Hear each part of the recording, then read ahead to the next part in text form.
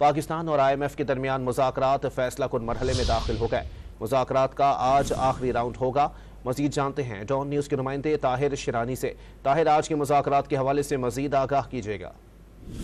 देखिए, जो पाकिस्तान और IMF के दरमियान $3 अरब के कलील मुतवस्सित कर्ज प्रोग्राम के तहत जायजा मुज़ाकरात हैं, वो फैसला कुन मरहले में दाखिल हो गए हैं और आज आखिरी राउंड होगा और शेड्यूल के मुताबिक आज मुज़ाकरात खत्म हो जाएंगे।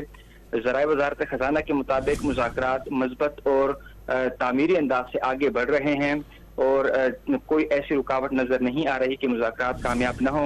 ज़राए वज़ारत खजाना के मुताबिक पाकिस्तान आखिरी जायजे की तमाम जो अहम शराइत है वो पूरी कर चुका है, इसलिए मुज़ाकरात की कामयाबी की राह हमवार होने के इम्कानात रोशन है।